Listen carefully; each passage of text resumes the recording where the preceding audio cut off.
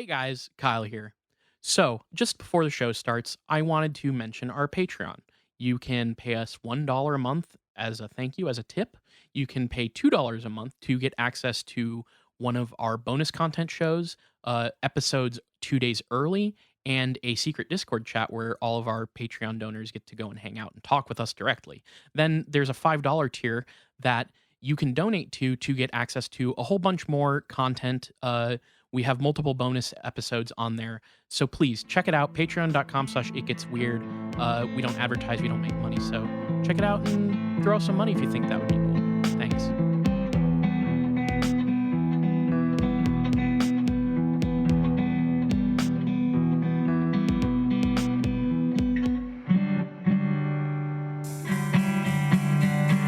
Welcome to It Gets Weird, our comedy show where we explore the unusual, the unbelievable, and the unexplained to try to make your world a little weirder. I'm Nile. And I'm Kyle. And Nile, it's weather check time. Is it? Okay. Well, I decided it was. And All right. I had a momentous thing happen yesterday. Momentous weather?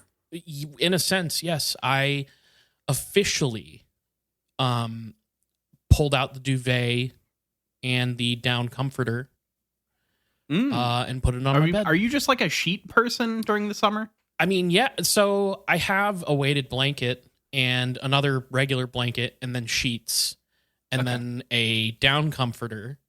And it's so important. And then I have like 4 pillows on my bed.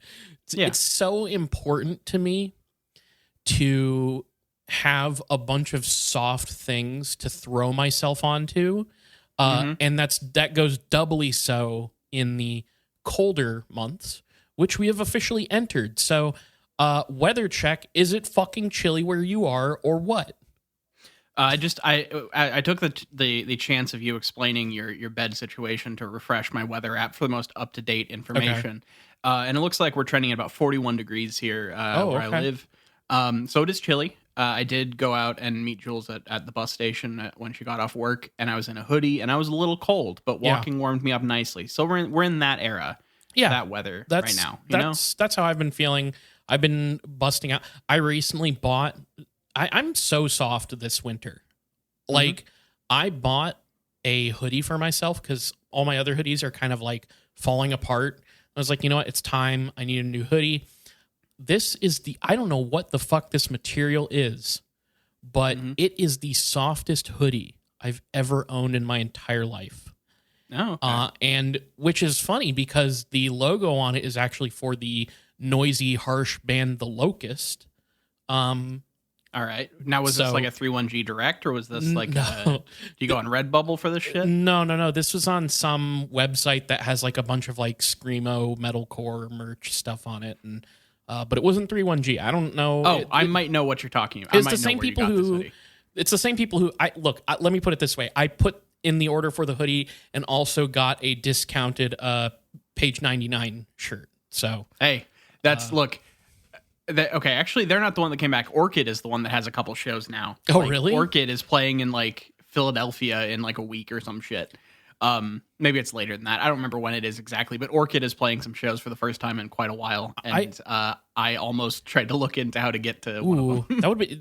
I would love to go see Orchid. What do you suppose the crossover is for people interested in UFOs and conspiracy and true screamos, scrams, that pretentious, like what I mean is the Venn diagram here, do you think? I feel like there's a wider cross section than you'd expect, like, but the thing here would be that like that person is like 5 years older than some of our current audience. I think that's like true. I feel like that person would be like our age or like a little bit older. Yeah. Whereas nowadays it's more likely that you like know a lot about cults and hyperpop.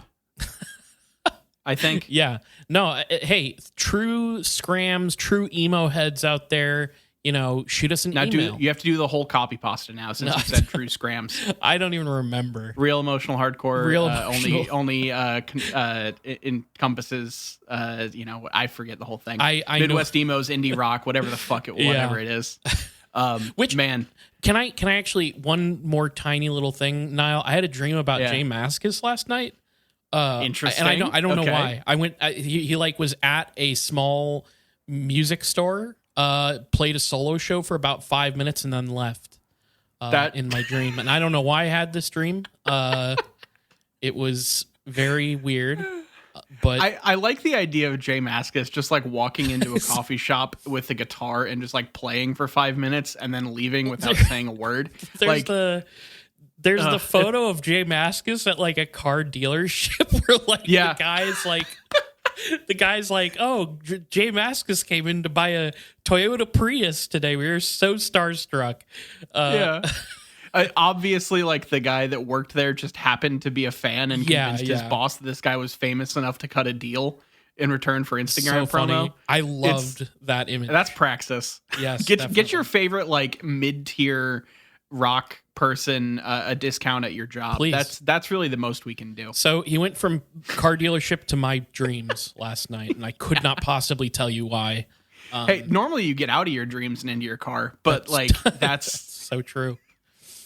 I don't so know this if week- this is a good segue to what you're talking about. I mean, I think like seeing someone like that out in the wild is kind of cryptid like, you know? Yeah, okay. So we are talking about a cryptid this week, although I don't think we're going to be that tangential to Jay Mascis because we are going to Western Kenya as well as Uganda to talk about a cryptid from Africa entitled the Nandi Bear. Okay, now I feel like our coverage of where did you say Kenya? Kenya and Uganda. So our coverage of cryptids in that area is like pretty minimal. I'm pretty sure that's where Mokele Mbembe is from, right? Or I might be saying that wrong. I forget, honestly. But I think that's where that cryptid's from. But it might have also been where Jabba Fofi is from. That would kind of track. I forget exactly. Like I really should. There are like I've looked on Etsy. Look, when I moved into my new apartment a while back, I was combing Etsy and various other places for like spooky-ish, cryptid-y, weird boy kind of content. And there are some fun illustrated maps of cryptids that I greatly considered putting on my wall and just haven't gotten around to buying yet. I would love. I like the idea of a cryptid map. You know, like the old like sea monster maps and stuff. Yeah, I think yeah. that aesthetically is fun. That would be cool. Yeah, but I guess I don't know a lot about cryptids in Africa, so I'm curious. Well, okay. This was a fun journey because I like. First of all, this has like a lot of reports. Like there is a lot of information about, or at least a lot of sightings. A lot of information is a bit of a misnomer because like it's not like I have a detailed like biology account of this creature or anything. It just is. I have a lot of sightings, which is fun because you get to see how like this creature almost seems to function as a Bigfoot-esque catch-all for, or like Dogman type catch-all for like a couple different possible creatures that have been seen over the past 130 years. First sighting was in approximately 1905. So it seems to be like another name for this creature is the chemosit, which is like a local dialect's word for devil. So it seems to be kind of a boogeyman in the like, you know, in the plains, I guess, that has kind of gotten called this general term of the Nandi Bear or chemosit. So Okay. Also, just to clarify, Mokele Mbembe is Central Africa in the Congo. I just looked it up, and I always think of it as a plesiosaur, but it's actually like maybe closer to a brontosaurus. But Sure. anyways, I just wanted to I throw that out there. 100% remember the difference between those two things. Well, the brontosaurus is on land, like it's Oh, right. the Okay. main dinosaur mom in A Land Before Time, if you remember that. Yeah, eating leaves and all that shit. Yeah, Yep, tree long neck. stumps.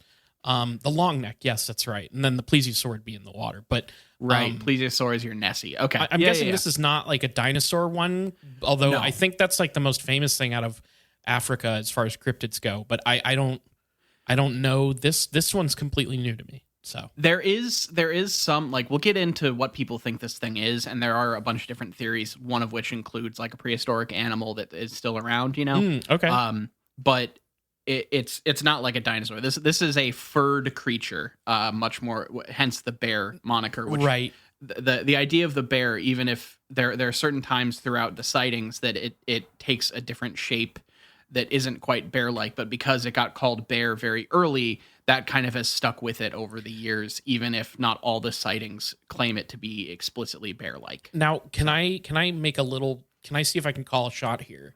Sure. So you said that some people maybe describe it as being a prehistoric animal that survived to present day, right? I believe that is one of Is I believe what you said? explanations. Yep. Did you get an indication that this was one of those young Earth creationist interventions on cryptids that we sometimes get? I don't think it is, actually. Okay. I think they just, like, there's a specific detail that comes up in like two of the accounts, maybe, that that I will get to, Okay. that links it to a prehistoric animal, and so it kind of, that's where that comes from. It's not I have not come across anyone that looks at this cryptid as an excuse to try to, like, biblical literalism the earth, Yeah. So let's get into it, because the Nandi Bear there's a lot of sightings and nonsense and stuff to talk about. It's largely looked at as kind of just a dangerous animal with a shaggy mane that vaguely resembles a bear. Now there are other kind of sightings that make it a little more nebulous on the exact details of it. Some say it's more hyena-like. Others even cited it as being almost baboon-like in certain sightings. So it's kind of changed over time, which has led some people to think that this is kind of a catch-all for 2 to 3 different possible cryptids that has just kind of become, because they operate in the same areas, they get linked together, much like Dogman stuff, Okay. Yeah. And how the interesting thing about this is that sightings basically stopped at the turn of the 21st century. The last sighting that I could find was 1998. And before that, even, like, the one before that was from like 81 and then 67, and then they get much more frequent back in that era, as you go back to the 1905 starting point. So big gaps in between when this thing is seen. At least in the more recent times, yes. Much more common back in, like, 1912. Because there straight up are sightings in, like, 1910, 1912, 13, 14, and some nebulous ones that aren't exactly tied to a specific year, sometime in the 1910s. So quite a few sightings early on. It is this animal, the Nandi Bear, is named for the Nandi people who live around a place called Kapsabet, which is an area where this animal has been frequently seen throughout history. One of the first eyewitnesses, Jeffrey Williams, compared the animal to a bear, and that's how the name came to be. So it's basically the Nandi is the people, and it looked like a bear, so it just became the Nandi Bear. It's the most, like, white guy just fucking says something and it just exists. It's kind of fun that way. But before the 1930s, the name Chemisit was more commonly used, especially by, like, natives that would see it. And that just doesn't get used as much nowadays because it's harder to remember than the Nandi Bear. So, otherwise, it gets referred to as just the unknown or unidentified animal of the Uasin Gishu, which I guess is an area around there, and then the Magadi Railway, which is a couple of the sightings were grouped around the installation of this new railway called the Magadi Railway. So it you know how you get, like, the Beast of Bray Road? Yeah. This thing has a couple of those. It's like okay. the the Beast of Uasin Gishu and also Magadi Railway. Marking its territory in a way. Yeah. Now there are a couple other there are people that just think this is some form of giant hyena. They think it is an previously unknown form of hyena that just gets called the giant forest hyena, the brown forest hyena, or the long-haired brown forest hyena, depending on when the remains were like sent. How do I get into this? This is one of those cryptids that people supposedly have remains of at one point, but they ended up being a mixture of bear and hyena remains most of the time, or they would just disappear before any tests could actually be done on them. And that led to these kind of categorizations and like science texts that people have now kind of lumped into the legend, where it's referred to as one of those hyena designations. Now, when you say that it's a mixture of bear and hyena remains, first of all, I don't know much about the presence of bears in Africa. I sort of don't get the impression that there are bears in Africa. So that's part one of what I want to say. I'm loading part two right now mentally. And so what do? They just like somehow have the remains of both these things, throw them into a big pot and like give them to some researcher and like go, oh, this is one creature. Totally wink, wink, nudge, nudge. Like, or is it like where they're sewing shit together? Like, the one that I read that I remember specifically was some people supposedly shot and killed and then skinned this Nandi bear, and they sent the skull and the skin to scientists to study, and the skull was a bear skull and the pelt was hyena, or maybe it was reversed, but that is how it got talked about. Is like they basically took one of each and mixed them together to make this thing. Okay, so there isn't some sideshow person who's like stitched a bear and a hyena together. No, this isn't like a jackalope situation as far as I can tell. It's weird how many of these things, I've never come across a cryptid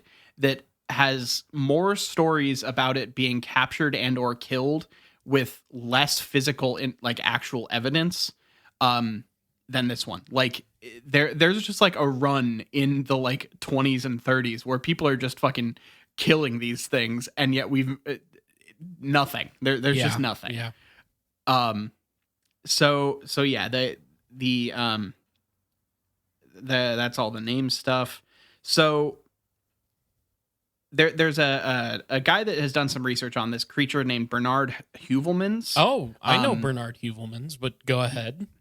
Yes. So he has basically looked at all of the sightings of the Nandi Bear and tried to, lump them together, find similarities and all this kind of stuff. And he tried to figure out what the like commonalities between all of these cases are in terms of the description of the animal. And here's what he came up with. It has 6 identifying factors.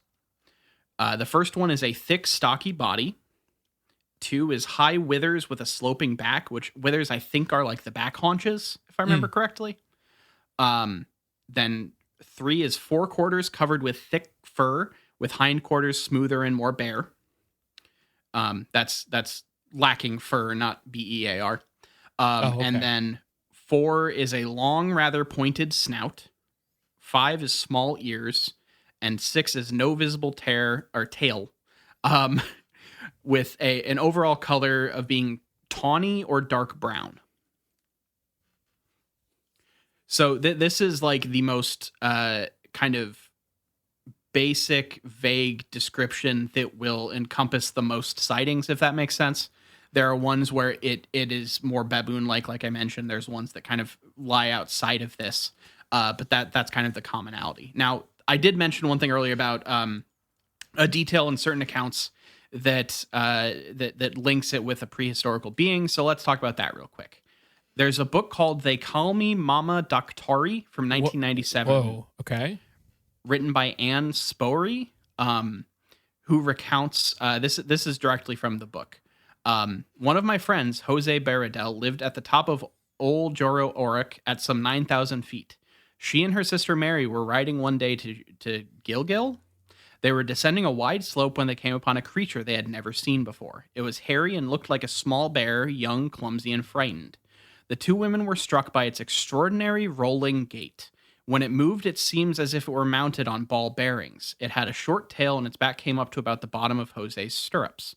The two rode for a moment to take a closer look and then let it disappear. They never saw it again, and the encounter remained a mystery. Mary told Louis Leakey, the paleontologist, about the strange sighting. He was extremely interested and told her that he knew of a fossil creature with revolving joints, but it had been extinct for millions of years. However, Dr. Leakey admitted that it was not entirely impossible that in such a remote and inaccessible areas, some pairs of living fossils might survive.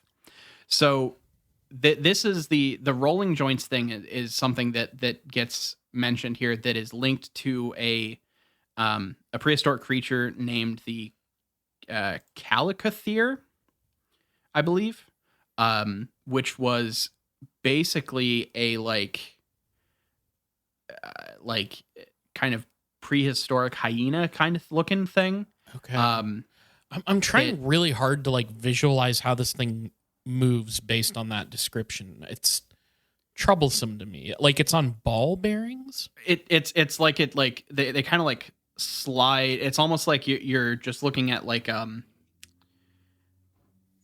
machine movement almost. Like I don't know. It seems to be linked to some like I don't know. It seems like if the best way to describe it is just think of how hyenas walk, but make it smoother, I guess. Okay. It's not a like I don't have a lot of good. Look, I've never seen a diagram of this thing moving. That's just how it was described. Right. I'm mentally trying to picture it, and I'm not doing a good job. So this is on me, really. Yeah, it's fine. So yeah, there are people who will try to like differentiate the different sightings into a couple different creatures. Like some people think the Magadi Railway Beast is a different creature, but most people kind of just accept like, you know, whatever, fuck it. It's all just the Nandi Bear. So supposedly it does rest on its haunches like a true bear. And it kind of, some varieties of it can stand upright. Most of the reports of the behavior of the Nandi Bear come from native testimony. They claim that it's aggressive and highly dangerous. It kills livestock and animals. And the way that it does this is particularly interesting and kind of what drew me to doing this topic. Because supposedly this thing will hide in trees, bash your skull open, and eat your brains. Oh. So whenever there's like these rashes of sightings, usually it is accompanied by animals and livestock being found with their skulls busted open and their brains removed. So, you know, this thing has also supposedly killed human beings, and it is incredibly aggressive in that it will bust through both fences and thorn zarebas, which is a thing I didn't know the word for before, but that's basically very thick, thorny bushes that can be used kind of like a fence. So it's like almost like a natural thick, thorny obstruction that this thing will just bust through. Like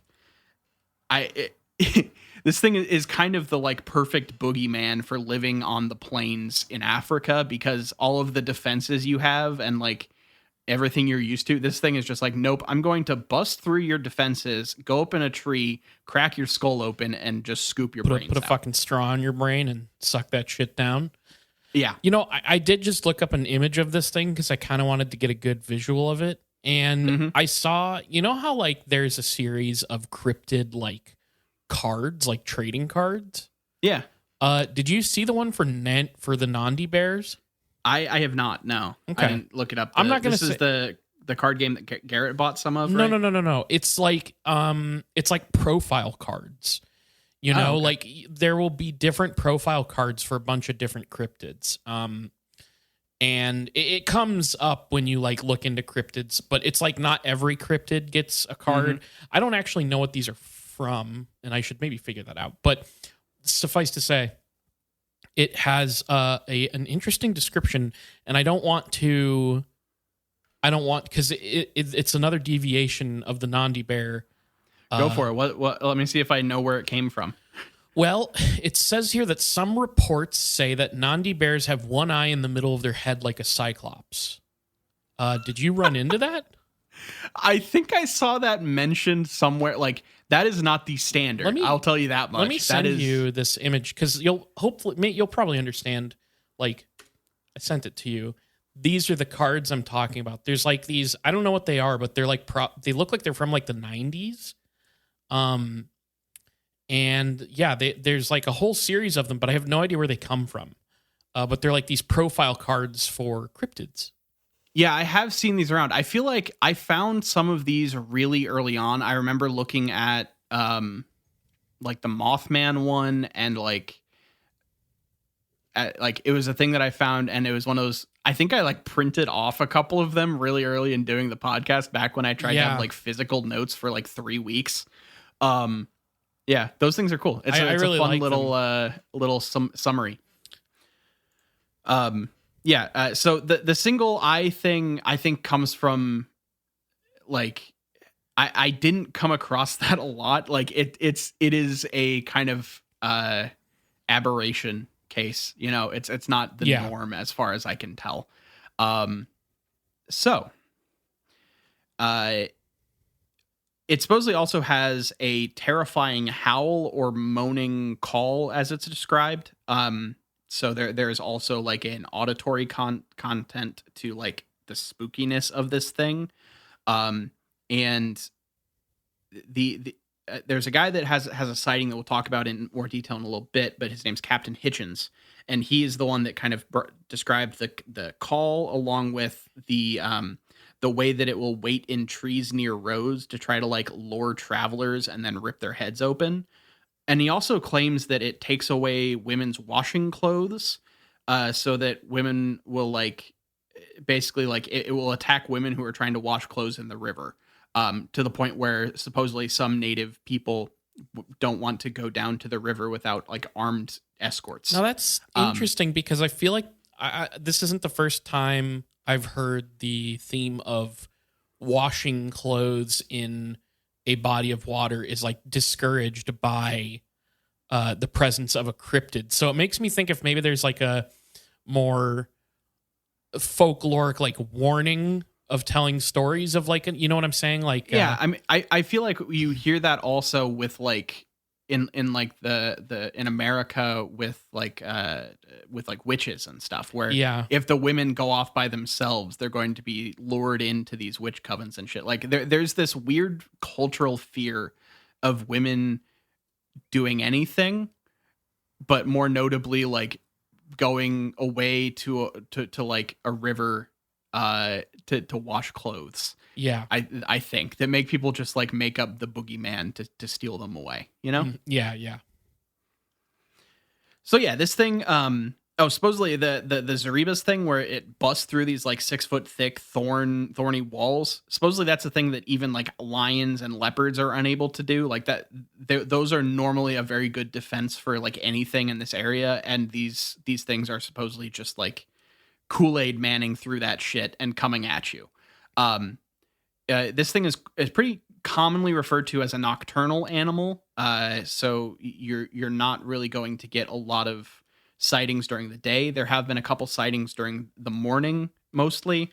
And this is usually involves the creature just like running away and trying to kind of get past whatever the witness is seeing, so that it can, go home. It's you might catch it on a late night out occasionally for itself, but normally you're only going to see it in the actual nighttime.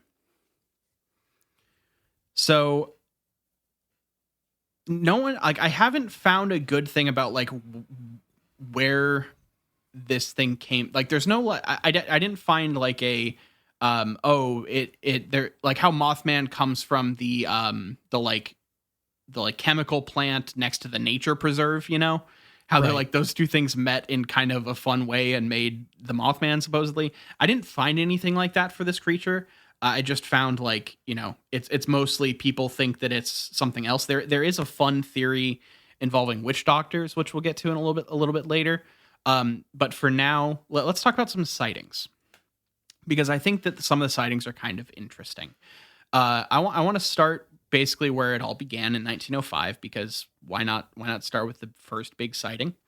Um, and the kind of some of the first mentions of it weren't straight up a literal sighting. It was in 1905, a guy named Richard Meinertzagen was told by the Nandi people about this creature that was common to the area when the Nandi people first settled in the highlands of what we now call Kenya, in or around the early 17th century.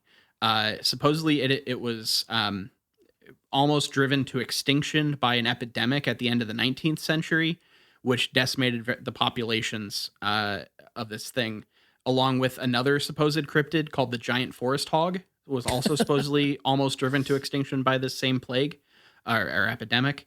Um, so even early on, it wasn't like a super abundant creature, but it was at least around. And now, post that 19th century epidemic, the population just has never recovered. So that's why there's so few of these things. During the colonial era, the Nandi Bear was blamed for supposed hundreds of natives being found dead with their skulls crushed every year. Mm. And it became pretty widely feared by the people in that area. However, it didn't actually go outside of the native folk until the turn of like the 20th century, where our stories kind of start here in 1905. So that's the kind of original reporting of it. For us, starts in 1905, but it was a thing that the native people knew about before then. Now they didn't call it the Nandi Bear, but they just called it devil, I believe. Oh, okay. So Nandi Bear is from like colonialists, just like. Yeah, it's the one of the first sightings. A guy named like Jeffrey Williams was the one that coined the Nandi Bear thing. Okay. Yeah.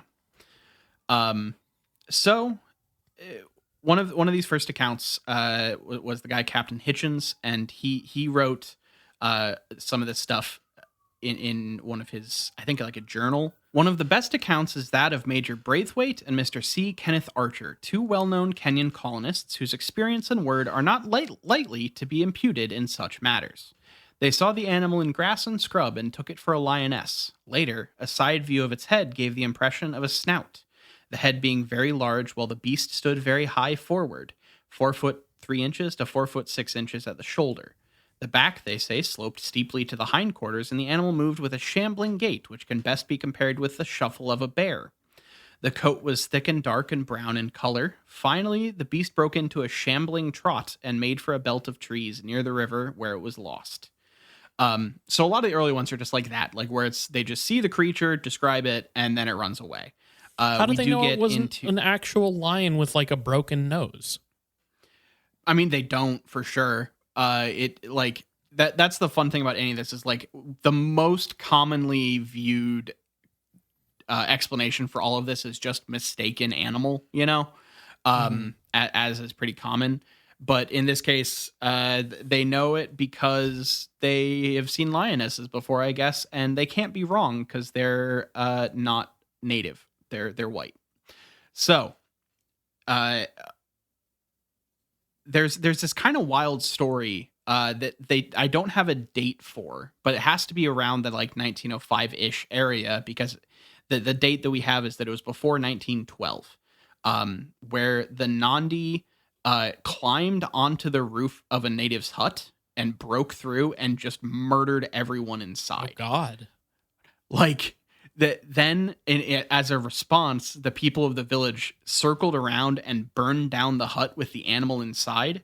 And this is one of the first stories that got kind of told to the colonists to kind of like impress upon them the danger of this thing. Like it can climb on top of your hut and just murder you and your entire family. And this led to kind of the legend growing from there. He also this was also Jeffrey Williams was involved in some of these early reports. He said that he heard of a preserved skin of a similar animal in Cabris, but was unable to obtain it. So they're already trying to find like physical evidence in sometime before 1912 of this thing, and the samples are already disappearing.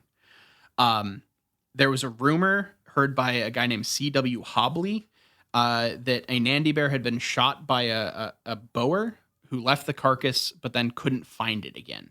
Similarly, another Ugandan farmer named K.R. Williams was said to have accidentally killed a young Nandi bear with poisoned bait that he set out for hyenas. He's quoted as saying it was much larger than a spotted hyena, though it had the same dirty yellow fur. Its head was just like a bear's.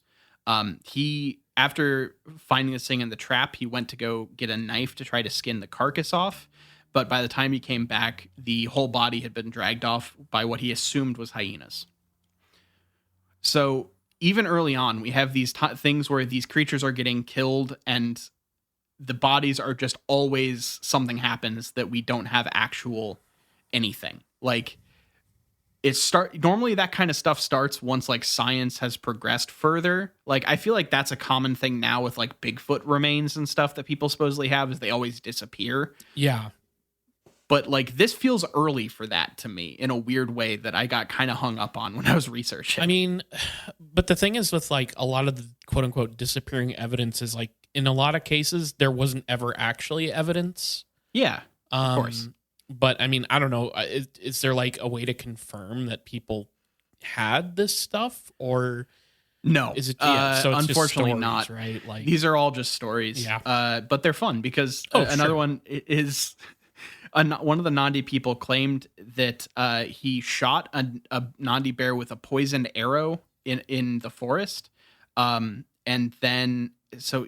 They describe the carcass as being shaped like a hyena with longer legs, size like a Great Dane, a forehead like a man with short hair, ears smaller than a hyena and round, a nose long like a dog but not heavy, teeth longer and bigger than a lion. Like it just keeps going. Mm-hmm. And they even reference that like the claws were like a dog but the size of an aardvark. It like the reports get very weirdly specific in ways that don't line up with each other in terms of like the description of this thing. So like that really leads you to think, oh, these people are just seeing big hyenas or, you know, an animal that they're not aware of or whatever. But they all just kind of it's fun seeing how much people have tried to make sense of all of these things now because they want this to be like a creature instead of a bunch of like kind of weird looking animals that people have seen on and off for over 100 years, you know? Yeah. So this is a story that I didn't find a lot of places, but it was interesting to me. At some point before 1918, a gadet, it's a word that basically means a headless body, as far as I can tell, appeared on the farm of one Kara Buxton. She also was missing 10 different sheep. However, all 10 were found eventually, with 7 being found dead and 3 alive. But all of them, now this is the part that confused me, all of them without brains. I don't know how the sheep were they clinging on to life and brainless and then died, or if like, I don't really know, because the story then goes, over the next 10 days, the same thing happened to 57 goats and sheep, of which only 13 were found alive ever. Jesus. The locals in the area described the culprit as a beast which walked on 2 legs, snatched babies, and killed men. They eventually tracked it to a ravine and killed it with spears. And it was discovered to be some sort of large spotted hyena that had supposedly turned brain eater through some form of madness, they say. Now, this is where Heuvelmans comes in again, where he says that basically he thinks that the creature that they killed wasn't the creature that killed all the animals, because the creature that they killed was just a hyena. So it basically had to have been like that they killed the wrong thing, basically, is what he's saying, because the creature they killed couldn't have done what, like, basically the creature that they killed wasn't a Nandi bear. Then there's like, okay, so the first like actual recorded sighting with a date comes from 1905 by Jeffrey Williams, who was with the Nandi expedition to the Uasin Gishu in western British East Africa, or what it was called at the time. He saw a 5 foot tall animal around 30 yards away sitting like a zoo bear. So I'm assuming that means like on its hindquarters with its like arms out, the way that like bears sit on their butts in Yeah. museums Or or in on a zoos. tricycle, you know? Yeah, like wheeling itself around. Yeah. Yeah. Yeah. Now, it supposedly had a long head and small pointed ears, and it ran with a sideways canter, which is a thing that comes up in a lot of different sightings. Um, here's the actual text of his sighting. I was traveling with a cousin on the Uasin Gishu just after the Nandi expedition, and of course, long before there were any settlements up there. We had been camped near the Mataye and were marching towards the Sirgoy rock when we saw the beast. I saw a large animal sitting up on its haunches no more than 30 yards away. Its attitude was just that of a bear at the zoo asking for buns, and I should say, it must have been nearly 5 feet high.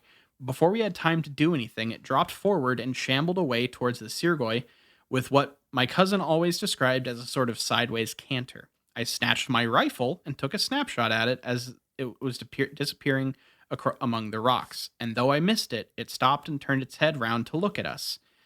In size, it was, I should say, larger than the bear that lives in the pit at the zoo, and it was quite as heavily built. The forequarters were very thickly furred, as were all four legs, but the hindquarters were comparatively speaking smooth or bare. The head was long and pointed exactly like that of a bear. I have not a very clear recollection of the ears beyond the fact that they were small, and the tail, if any, was very small and practically unnoticeable. The color was dark. Now, this sighting wasn't actually published until 1912, but it was written and seen in and took place in 1905, and thus is the, as far as I can tell, the oldest written sighting of the Nandi Bear. Now, you might notice that like everything he said in there basically lines up with the description given now. Like this seems to be the like main reference point for what the creature is quote supposed to look like, I guess, because it's the first one. Because like if you compare this to that kind of overall description thing that I was talking about that had the 6 key points, almost all of them are represented in this original sighting. So that seems to be kind of the reference point of which all other sightings are compared against. Yeah. So I don't know. I have no other context for this, but it made me laugh. So Ricky Ngeni of the Koitalel Samoa Nandi Foundation, which seems to be a foundation in the Nandi area for the Nandi people, suggested that the body of Koitalel, a Nandi leader assassinated by Richard Meinertzhagen in 1905, was eaten by a Nandi bear. What? There is no fucking other context for this. It just is like that supposedly an assassinated political leader might have then been eaten by a Nandi bear. So that's fun. I've never had a cryptid like eat a world leader before, you know? Yeah, I guess not. I wonder if, yeah, I don't know. It's weird to me. Like, I don't know. I feel like there's some sort of connection to the fact that there's like, you know, colonial shit going on and people dying and animals dying. And so they're like, oh, well, it's obviously this mythological creature, you know? Oh, yeah. Look, the implications of like all of this stuff happening when the colonialist era was really starting up in force, and the fact that like a lot of the sightings going forward for a chunk of time have to do with the building of a railway is not lost on me with this one. Yeah. It that like look, we could make up all sorts of conspiracy theories about creating a boogeyman to scare the native population as you kind of move in, and something like, oh, it's going to bash your skull in and eat your brains is a pretty good deterrent from being out at night and causing trouble. But you know, I don't have any proof of that, so yeah. I guess we're gonna keep going. So the Magadi Railway starts being built in the early 1910s. They were surveying the area where the railway was supposed to be built when a Dutch boy that was working on this kind of surveying crew saw a large animal on the plains. He was unable to describe it, but when he was shown a book of animals, he selected the bear as being most like the animal he had seen. Um, it was then like there were then just reports of different people seeing the Nandi Bear as they were working on this railway over the next couple of years. A subcontractor, Mr. Kavigia, saw the animal among the track, and he described what he saw as kind of similarly to as we've seen before, the haunches and sloped back and all that kind of stuff. Also, supposedly, several workers saw it near this like water outflow point for that they were building, which there's like a sketch that you can find online by Fritz Schindler that he sketched this kind of encounter. But that's like how a lot of the railway sightings go. It just is they're working on the railway, they see a thing, whether it's with the materials attacking somebody or whatever the fuck. It's just a lot of like, we saw this creature and some people have tried to sketch it.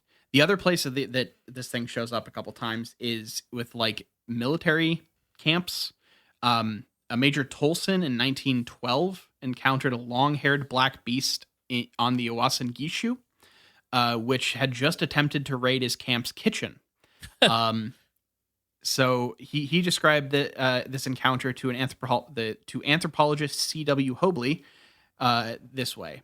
It was getting dark when one of my boys came into my room and said that a leopard was close to the kitchen. I rushed out at once and saw a strange beast making off. It appeared to have long hair behind and was rather low in front. I should say it stood about 18 inches to 20 inches at the shoulder. It appeared to be black with a gait similar to that of a bear, a kind of shuffling walk. Unfortunately, it was nearly dark at the time, and I did not get a fair view of the head. Several Dutchmen had asked me a few days before what the strange animal was on the plateau. They said it was like a bear, but they had only seen it at dusk. It turned on their dogs and chased them off. It turned on their dogs? I believe it turned on as in like turned towards and like threatened. It didn't make them horny. But I mean, there might have been some lipstick involved. I truly don't know. I can't say. I wasn't there. Because supposedly the beast then did make a peculiar moaning cry. So, read that as you will. It has its kind of, it has its spooky noise that it makes. And it might do that when it's horned up by dogs. I don't know. Then one of the most like famous sightings of this thing comes from a railway engineer named G.W. Hicks on the 8th of March in 1913. He observed the animal from about 50 yards away, and he was traveling on a motor trolley when he saw what he just assumed to be a hyena up ahead.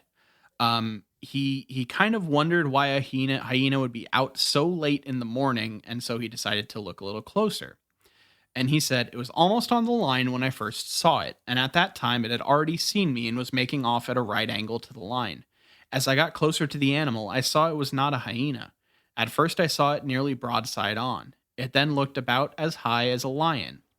In color it was tawny, about like a black-maned lion with very shaggy long hair. It was short and thick-set in body with high withers and had a short neck and stumpy nose, which is weird because most of them have like a long snout is like one of the more consistent details. But this case, I guess this one ran into some, brick wall and bashed its nose in. It did not turn to look at me, but loped off running with its forelegs and with both hind legs rising at the same time. As I got alongside it, it was about 40 or 50 yards away, and I noticed it was very broad across the rump, had very short ears, and had no tail that I could see. As its hind legs came out of the grass, I noticed the legs were very shaggy right down to the feet, and that the feet seemed large. He then realized that this seems to be the bear that he had kind of heard about, and that had been seen by various other people on the railway crew. And he then realized that, like, as he was getting caught up in this, that the other engineers were waiting for him. So he set it aside for now, and then decided to check it back when he went on the return journey down the line again. But everything, all tracks and everything were washed away by rain before he got any information. So. No evidence. No. Yet again, fun little thing. Oh, you saw this little dog running up on side this dog bear thing running alongside your train. That's cute. but nothing can actually come from it.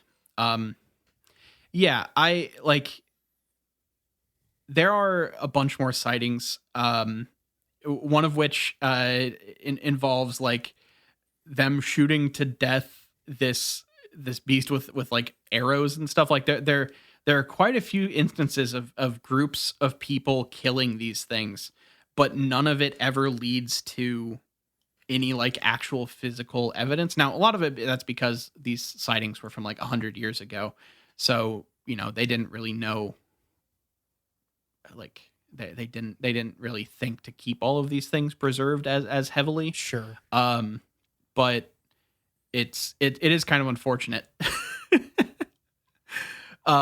Like straight up, there are just these sightings. Like in 1925, according to the Kikiu, which is a people there, an enormous hyena the size of a lion was killed at Tuso, having been speared 10 times. No other context, no nothing. Just that is the entirety of the report. And there's like a million of those. There was an attempt at like investigation into this thing in 1925 by Captain William Hitchin. So I think I referenced earlier on with some information about the general stuff of the creature. But he actually went in to do an investigation because this animal had supposedly been kind of terrorizing this Kenyan colony, and it straight up had supposedly snatched a 6-year-old girl after forcing its way through one of those thatchy, thorny zaribas, and just took this 6-year-old girl away in the night.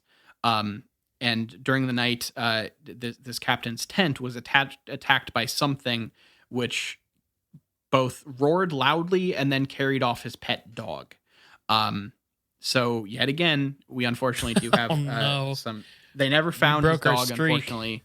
So our streak is over. I'm sorry that I was the one to bring dog death back, but I did do a cryptid episode, so it kind of Yeah. look.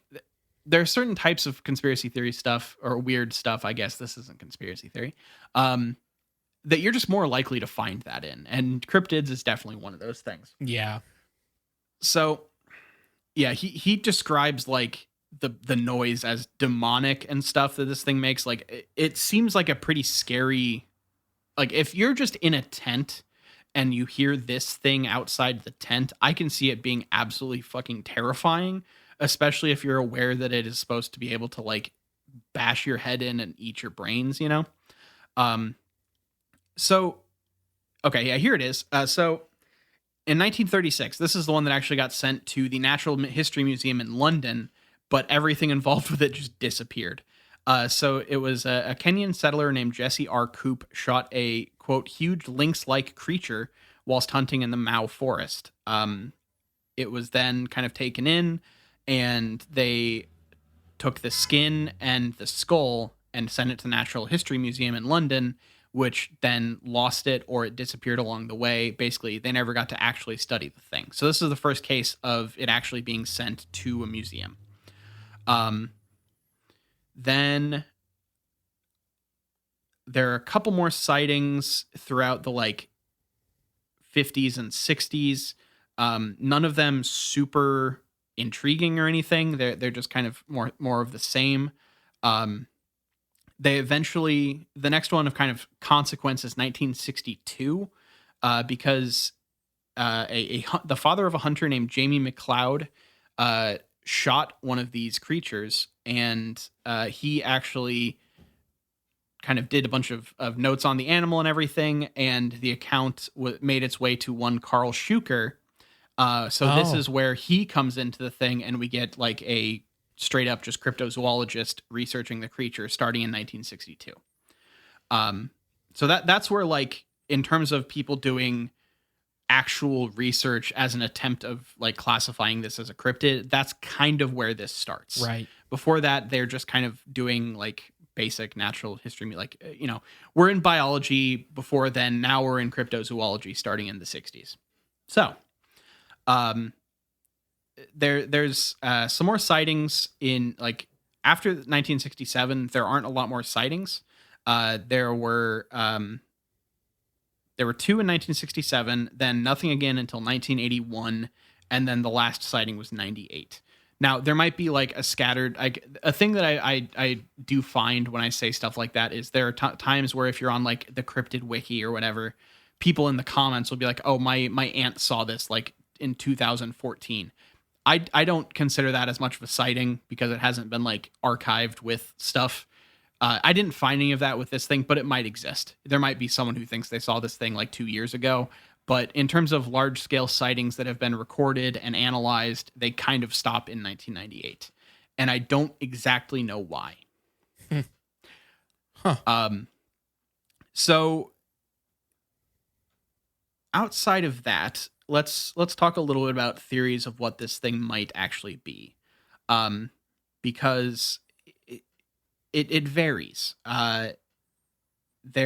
The like the biggest one is just mistaken identity. People think that it's just another creature that people are misattributing, whether it's a hyena or various types of like some people think it's a misidentified like big honey badger. Or there's also like one sighting that might have been an aardvark. Like they basically will look at individual sightings and look at how the beast was described and try to look at that outside of the context of it being Nandi Bear and find out what creature it most commonly would be replaced by. And so you get some variety in there. You get different types of hyenas, you get baboons, you get aardvarks, and most of these are just people taking their best guess, I guess. But scientists have actually done some research to try to like dig into stuff. One of them is the superintendent of the London Zoo. R.I. Pocock is his name. And he has looked into it and thinks that it's actually is a specific type of hyena called an erythristic or red spotted hyena, which would be fairly unfamiliar in Kenya, at least in terms of like that specific subcategory. And supposedly he was sent some remains of an erythristic spotted hyena skin along with the skull of a leopard by a man who claimed the remains came from a Nandi bear. So that's another one of those cases where they just took two separate animal things and sent it to a scientist claiming it was one creature.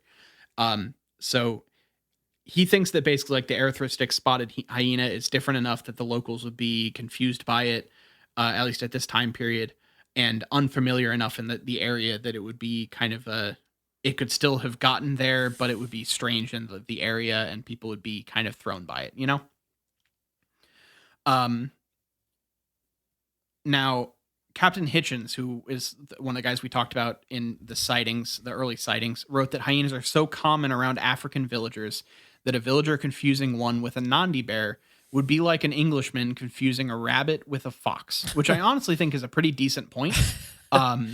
Yeah. Like, like if you're that used to the certain animals that live around your area, you would be more readily able to identify something new as like an unknown than someone who isn't as familiar in the area. But Hitchens also mentioned that hyenas drag their victims and they don't actually like jump over these massive fences with animals in their mouths. So a lot of the sightings and stuff that we've talked about, you don't seem to track with what a hyena is capable of, you know, like Yeah. the abilities of this thing outweigh that of a hyena. So then the next scientist to kind of take a crack at it was Heuvelmans that we talked about. Yep. And he says that the Nandi bear could not be any known species of hyena on account of its size, along with its possession of the characteristics of different hyena species, including like it going up on its back legs would be difficult for the creature But itself. Like basically, this is all relying on the fact that accounts of this thing were not, exaggerated. yeah. Look, all of this is pretty wild guesswork. But he's basically just saying it can't be like a hyena because it has traits of a bunch of different hyenas. Mm-hmm. So it doesn't track. So therefore, it's like no singular hyena subcategory could encompass everything. So that's kind of his working theory. Yeah. Then Pocock kind of writes it off as kind of a hoax after he gets sent both a leopard skull and the a hyena pelt. And that kind of pushed things to the side for a while because people, once you get stuff like that coming out, people think that like, oh, it's all a hoax. But he even like some of the other researchers at the time were kind of confused at all of the killings that were happening. And how they may or may not actually make sense to be done by hyenas. Like there's this kind of just weird undercurrent of like there were people that were supposedly killed by this thing, and the behavior doesn't track with like normal hyenas. So that was always like a thing that it seems like people tried to like work with and try to take into account in a way that I think maybe I don't know. I feel like there's other explanations that would make it make some sense, but it so there are certain people that think hyenas didn't do it, basically. Um yeah. Then we talked about the honey badger possibility. They're relatively small, so they would have to be like elderly or like larger honey badgers, or people just like really mistook the size and the heat of the moment, you know? However, they are very aggressive, but in their older age, when they're at their largest, they supposedly turn entirely black, which would also be different than most people's idea of what a honey badger looks like. So they think that like some people might have just gotten confused and not know that about honey badgers, which I didn't. So they, when they're younger, they have like a white or silver back, which is the normal. And then when they get older and larger, they turn all black. And a lot of people don't know that. So they think that people just were seeing elderly, larger honey badgers than they were used to, and thought that they were these other creatures. Um, there's another thing that I think it's basically like either just a very close cousin of the honey badger called a rattle, a black rattle, that Heuvelmans also kind of was looking into for a while. Then there was a sighting that was specifically found out to be a honey badger, that they kind of wrote off eventually. So people think that because that was the case, that it just was probably the case all throughout. But then,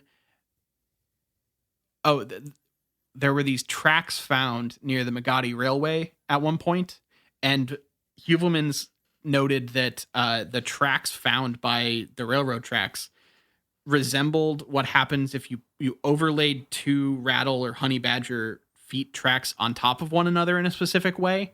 So people might have been being confused by overlaid tracks of creatures that then looked like an unknown creature. Does that make sense? Yeah, yeah. Um, yeah. So that's one of the bigger ones. There's also the one case that's like an aardvark, but that's one sighting in like the early 1910s that was probably just an aberration. But the most common like actual creature that people think it is are a giant baboon or a giant hyena. That's the like main thing that most people will just say, kind of like herons are in the US for like Mothman and shit. But then there are a couple ancient creatures, the Calicotherium and the Creodont, which are two old creatures that don't exist anymore, that people think if we're dealing with a living dinosaur situation, that's the theory here. The Calicotherium theory was originally suggested by Charles William Andrews and reported on by Heuvelmans. And Calicotheriums are horse-sized animals with sloping backs, bear-like heads, long claws, and short tails, which does match up pretty well with the physical description of the Nandi Bear. And the foot of the Calicotherium has 3 toes and like interned claws that would be somewhat consistent with the supposed hyena-like Nandi Bear tracks that have been found throughout the history of the sightings. They also have found Calicotherium fossils in the area where these attacks were reported. And Heuvelmans noted that if okapi, who are a relative of certain giraffids, contemporary to Calicotheriums, could survive in Central Africa to this day, there's little reason why a Calicotherium couldn't. So that's kind of the main theory if it's a living animal.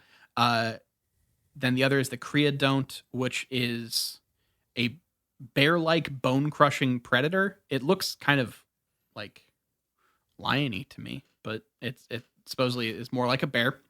Um, and there were like different fossils of this creature found in 1978 to 1980 in Kenya. So there were no fossils of this thing found at the time of the sightings that it was kind of being linked to, but we then found the fossil later, so people think that it could be something like that as well. And finally, some people just think it's a bear. Think it's just like a straight up bear. Okay, but sorry, did you find any information on the bear population in Africa? So supposedly bears have been found in Ethiopia in Roman times, and in 1668, there were writings by a person named O. Dapper who wrote that bears were known to live in the Congo. Drennan also discovered a bear skull from Tanzania for sale online in 2006, although that might have been a lion skull. So no bears are confirmed to have inhabited sub-Saharan Africa in historical times. However, one large species, the hyena bear, did inhabit Kenya until as recently as the early Pleistocene era, about 2.5 million years ago. Okay, so yeah, but this is where the whole surviving prehistoric creature thing has to come in. Yeah, look, we just have to accept the fact that if this thing is some sort of weird creature, it might be something that is mostly extinct, or it just doesn't exist. But where's the fun in that? So, Shuker actually also got involved in the whole will it bear debate about Africa, and he lists a southern range of the Atlas bear as also being a possible creature. Whereas like Heuvelmans doesn't think it was a bear at all. He just thinks it was, more along the lines of the lake hyena situation. So the last kind of specific explanation is witch doctors, which I did mention earlier on in the episode. And this comes from a guy named Patrick Bowen, who suggested that the Nandi Bear was a scapegoat for native witch doctors carrying out massacres. Heuvelmans noted that the witch doctors are skilled at imitating calls and tracks in order to steal cattle and revenge themselves on their enemies. He speculated about a secret society similar to the Aniota of Nigeria and the Congo, disguising their murders by faking tracks and killing people with clawed weapons. So that is the wildest cryptid explanation theory that I've come across in a while, and felt worth bringing into this episode. I don't know a whole lot of it outside of that, but that is one of the explainers. Wow. I should have said this earlier. There's a surprisingly extensive list of like every encounter and research and everything that comes from the Encyclopedia of Cryptozoology, which is cryptidarchives.fandom.com. I own an encyclopedia of cryptozoology, so maybe not that. So this is like one of the most one-stop shop explanations of a cryptid that I've found in a long time. So biggest shouts out to Encyclopedia of Cryptozoology. I did look at other places as well, but that it was so fucking extensive. I think too that like when it comes to like the involvement of Heuvelmans and Shuker, they are like the quote unquote like sort of academic cryptozoologists in a way where like a lot of the stuff that they cover tends to have a lot of information kind of gathered together. So it is nice though when you like run across one of those where like instead of having to hunt down 15 different websites, you have it all in one spot. And it was all sourced, which is fantastic. Yeah. This is just a fun little aside. I forgot that this was in here. This creature has been depicted a couple places in popular culture. It was the subject of a 2010 episode of Destination Truth, where they just decided that it was a misidentified hyena for some reason, when that's obviously not true. Of course. But it's made 2 appearances in comicdom. In Gold Key Comics Tarzan number 134 in 1963, and then it reappeared in 1969. I just think that's fun that this creature made it into like classic old old school comics, comics. Yeah. But then this was the thing that I had forgotten was in here. The Nandi Bear appears on card number 29 of the Weird and Wild Monsters of the Mind there you card go. set. Oddly, it is depicted as having only a single eye like a cyclops in the center of its brow. So you did not find stories of that. That is just on that card for like whatever reason.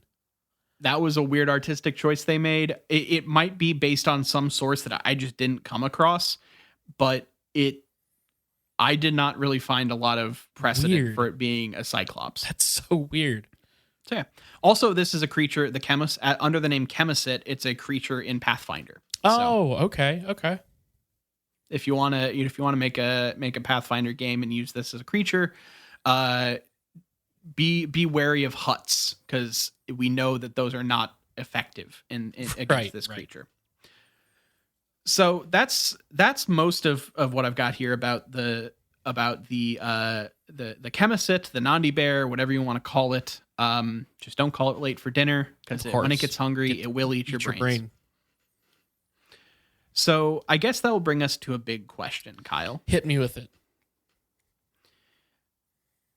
Because I was so tickled about the whole Chemicit in Tarzan thing, I want to know, if you could put any cryptid into any comic book, what would be your pairing? Ooh.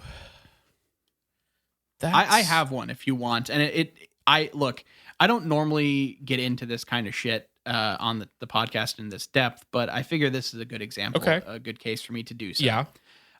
I'm putting the fucking Fresno Nightcrawlers as like the gophers in the Bat Cave. Okay. And that led me going down a rabbit hole of how the different members of the Bat family would treat the Fresno Nightcrawlers, which was kind of a fun thought experiment for me. Okay. So you can think through your example, because I have a thought, but I'll let you describe your thing here. But right. I will say this: mine is Batman related as well. So like, oh, interesting. But go ahead. So I think Bruce, first and foremost, is working on potential uses for them to quickly disperse both aid and backup gadgets through a series of underground tunnels. So he's using them both for different things in the Batcave, but also as like an emergency system.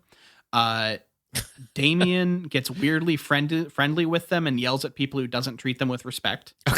Okay. Because he's vegan and very animal friendly. Yeah. Dick Grayson doesn't like them since he's used to being the Batcave being mostly empty and treats them just a little too fake nice. Jason Todd is continuously a little freaked out by them, I think. Sorry, go ahead. Tim Drake wants to figure out how they think and where they came from, so he puts his detective skills into use there. Cassie is already speaking with them through movement, but isn't down to teach others the same thing. Alfred doesn't trust them with any fine dishware or anything too expensive. Of course not. And finally, Babs is trying to teach them basic research skills to do the grunt work of like Googling information and like building databases now, and stuff. Let me throw in mine, and maybe we can make this all one cohesive thing, because I immediately thought, even before you mentioned Batman and the Bat family, I immediately thought of what if Batman had to face off against Camazotz. Okay. Oh God, I remember what Camazotz is. Camazotz is like an Aztec mythological bat creature. Oh, right. Like a giant bat creature that's almost a man-bat type guy, but like I would imagine it's not man-bat necessarily. It's sort of like a magical man-bat almost. Oh my God. So, okay, finish your thoughts. Sorry, well, I won't hijack you this quickly. I just could like kind of picture how that could be. I think you should hijack it, because you know a lot more about Batman than I do. So, Kyle, do you remember Batman Incorporated? Do you remember this concept? I remember Grant Morrison's work, where there's like an international council of Batmen, basically. Oh, yeah. So imagine we're going to take this. They like to do these fun Halloween specials, and I think you could do Man-Bat Inc., where Mothman, the Camazotz, Man-Bat, and various other cryptids from around winged cryptids from across the earth are like the supernatural form of Batman Ooh, I Incorporated. like that. I like that. So you're kind of got some howling commandos and the like werewolf side of things, kind of that Yeah, yeah. energy mixed with like ManBat. I think that would be I fun. like that. That's a great idea, actually. I would read that comic 100%. Yeah. Batman Inc. Man, Grant Morrison's Batman run fucking rules. Have you read that all the way through? No, it's and when I did read some of it, it was so long. It's been so long since I've read like a comic book that's like dealing with. I mean, Batman was one of the go-to things that I really loved to read because there's a lot of really good Batman stories out there. But it's been so long, Yeah. and I don't think I finished that. The last thing I actually read was Grant Morrison's Doom Patrol, which is unbelievably good. So good. Oh, Maybe one of my favorite comics of all time now, actually. So yeah. yeah, I don't know. But I do like this idea. I mean, surely there's a lot of cryptozoological, paranormal stuff in these comics. We just got to maybe look for those stories. Yeah, the stuff exists. I think that there could be more though, and Of course. DC, reach out to us if you want that to happen because I can make that. Yeah, happen. this is copywritten for us, by the way. So Yeah, TM. yeah. So, Kyle, I think that brings us to some business. Okay. If you want to follow us on social media, we're on Twitter at IGW Podcast. You can follow us on Facebook.com/ItGetsWeirdPodcast. And we're on all your favorite podcatchers from Stitcher to Google Play to Apple Podcast, Spotify. If you listen to podcasts somewhere, look up It Gets Weird and we're probably there. Twitch.tv/ItGetsWeird. I've been playing through Pokemon Emerald on there. So join us on the weekends. And then this upcoming, for those of you who are on our Patreon, this upcoming weekend, I'll be streaming on Saturday the 9th, playing Lethal Company. So, and for those of you who hear this the day after, that's just the kind of stuff we're going to be doing on the stream now that it's back. So go ahead and give us a follow on there. Check us out. Email us at itgetsweirdpodcast@gmail.com. What comic book characters would you like to see interact with, the supernatural or the cryptozoological or whatever? Kind of like how Nile and I were describing it here. Send us your emails. Patreon.com/itgetsweird. We have a $2 tier and a $5 tier. At the $2 tier, you get access to a show called It Gets Weird TV, where right now Nile and I are going through season 2 of the X-Files. You get to vote on what show we watch. We watch some weird show. We've covered a lot of stuff. We watched Supernatural. We watched Gravity Falls. All kinds of stuff. So check that out. And then at the $5 tier, you get another bonus show. Sometimes it's me. Sometimes it's Nile. Sometimes we watch a movie. So at the $5 tier, you get bonus content every single week.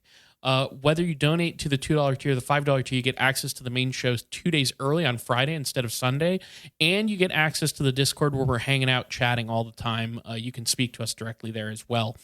We also have a $1 tier where it's just a tip. You're not getting anything out of it. You're just saying, hey, I like your show. Thanks for doing what you do. If you can't donate, please tell your friends, tell your enemies, tell your congressman all about It Gets Weird podcast. All right. Thank you all for listening. This has been It Gets Weird, and I've been Nile. And I'm Kyle signing out. Peace.